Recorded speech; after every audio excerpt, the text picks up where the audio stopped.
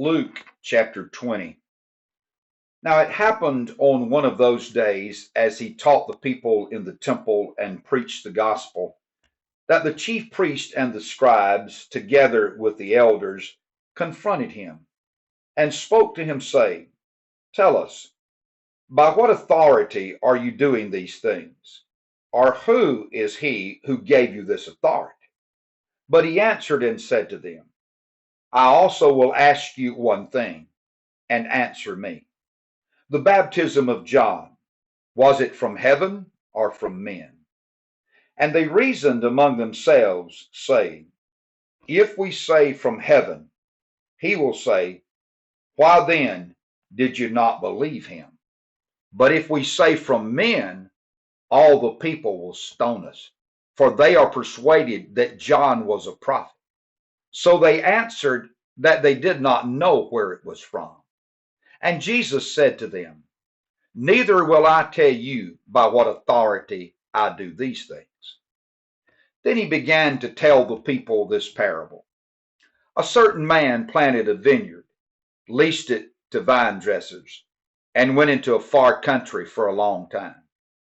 Now at vintage time, he sent a servant to the vine dressers, that they might give him some of the fruit of the vineyard. But the vine dressers beat him and sent him away empty-handed.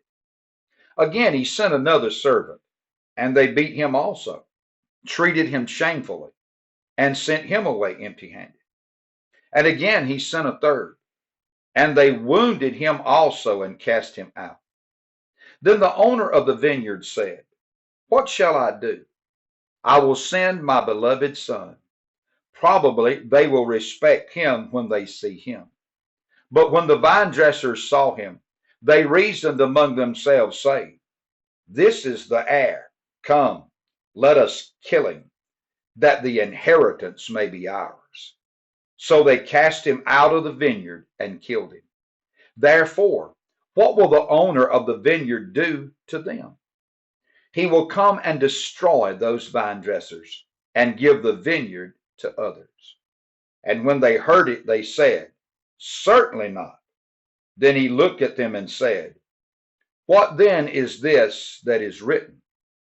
The stone which the builders rejected has become the chief cornerstone. Whoever falls on that stone will be broken, but on whomever it falls, it will grind him to powder. And the chief priests and the scribes that very hour sought to lay hands on him, but they feared the people, for they knew he had spoken this parable against them. So they watched him and sent spies who pretended to be righteous, that they might seize on his words, in order to deliver him to the power and the authority of the governor. Then they asked him, saying, Teacher, we know that you say and teach rightly, and you do not show personal favoritism, but teach the way of God in truth. Is it lawful for us to pay taxes to Caesar or not? But he perceived their craftiness and said to them, Why do you test me? Show me a denarius. Whose image and inscription does it have? And they answered and said, Caesar's.